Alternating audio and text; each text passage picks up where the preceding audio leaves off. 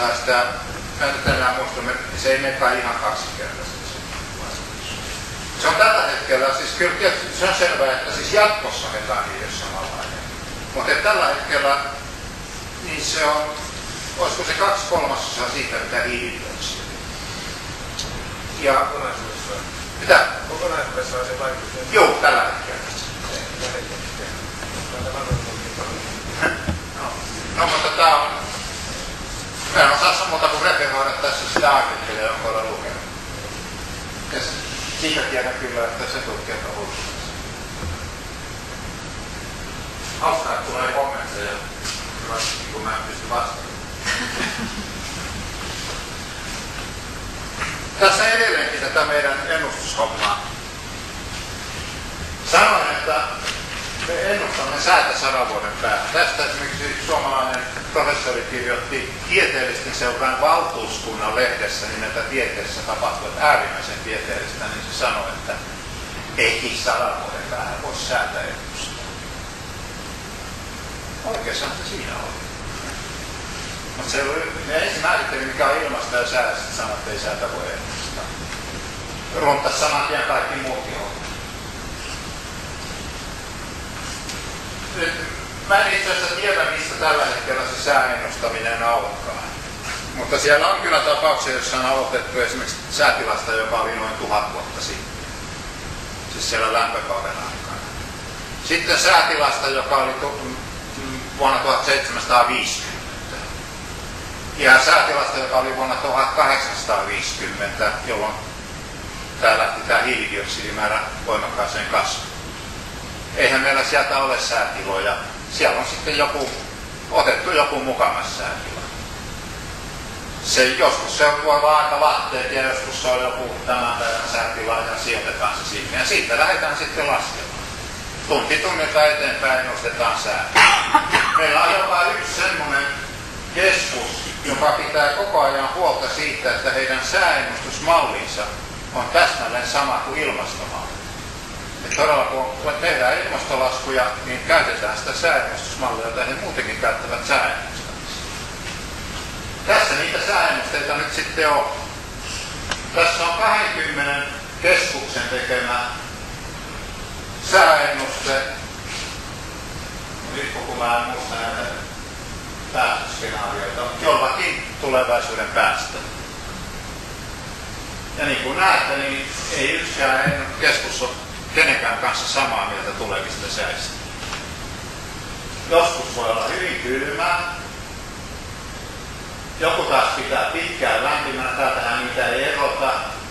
Joku saa yhtäkkiä päänsä, tässä on ollut tosi kylmää. Toinen vie pitkän aikaa tuolta lämpimänä, toinen vie täällä pitkän aikaa kylmänä. Täysin ristiriitaisia. Niin on kerrottu, että tässä pinatuko purkaa.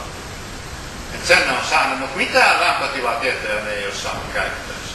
Ei mitään painetietoja, mitään säätietoja niille ei ole kerrottu. Ainoastaan jotain tämmöisiä, että tulivuori purkautuu. Tuossa purkautuu 1 ja tässä 1. Mutta muuten ihan koko ajan ne vaan laskee sieltä vanhasta säätilasta lähtien sitä ennusteita. Löydättekö tästä ilmastoennusteita? Se ei ole tämä musta viiva, joka on kaikkien näiden ennusteiden keskellä. Ei ilmasto muutu näin tasaisesti.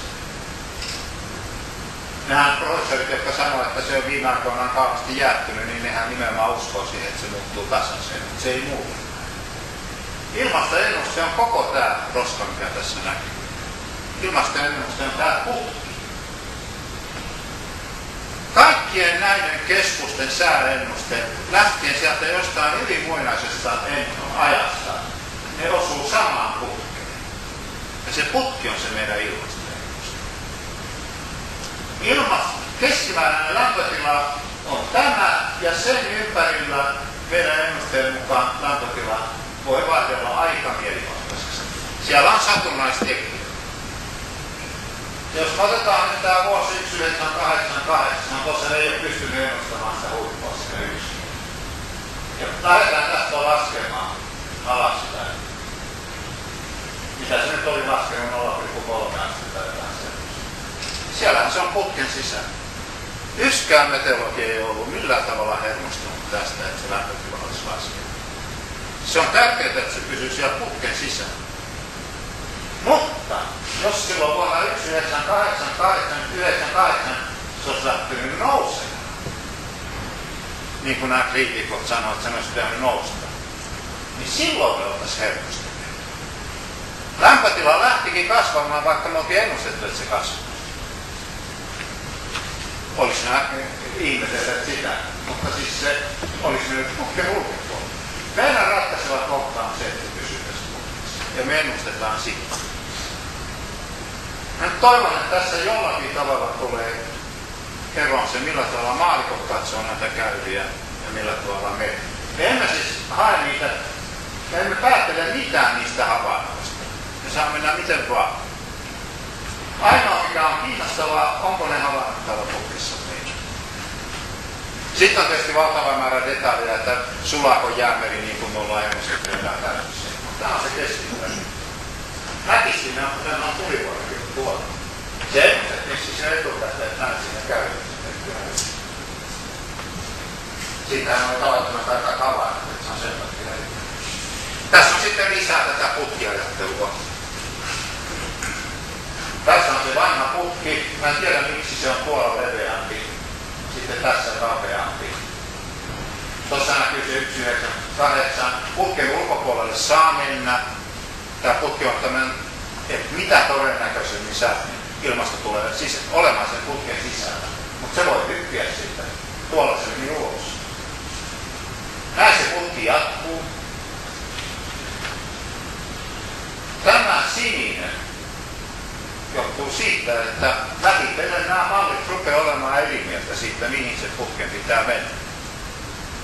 Ne rupeaa olemaan epävarmaa.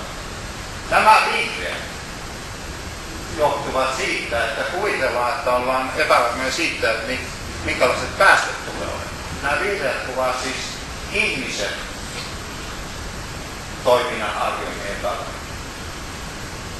Ja mun käsitykseni on siis, että ei ole kauheasti toistaiseksi ainakaan mitään epävarmaa, mutta mitään ei ole tehty ilmastonmuutoksen hillitsemiseksi. Kaikki jatkuu niin kuin ennenkin ja pikemminkin nopeammin kuin mitä on tähän asti havaittu. Kyllä me ollaan täällä.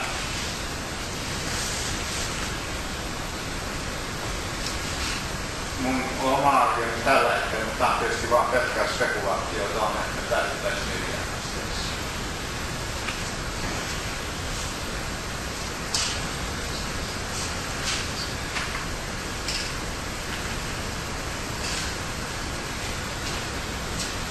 Aika usein kun meteorologit kirjoittaa, niin ne rupeaa puhumaan siitä, että eihän se jäähtynyt, ei se mitään merkitse. Ne on kaikki tämmöistä, ja kyllähän puun vuosirenkaat osataan määrittää ja kaikkea tämmöistä. Ne on vastauksia näiden skeptikoille ja näiden professoreiden järjettömiin kommentteihin.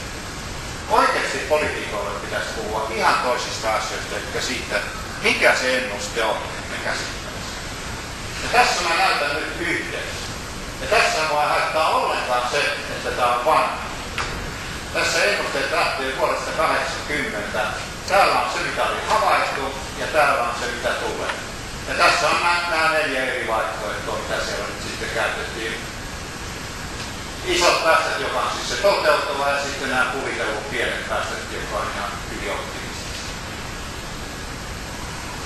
Pisteet ovat yksittäisiä vuosia, ja tässä on ajettu usealla eri mallilla, joten tulee pistejoukko.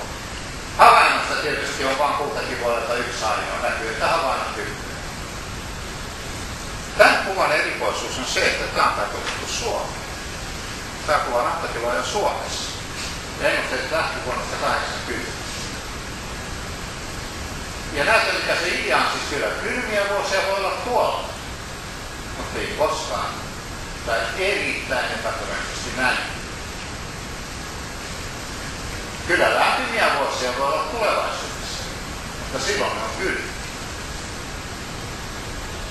Näin kuumia ei voi nykyään olla ollut.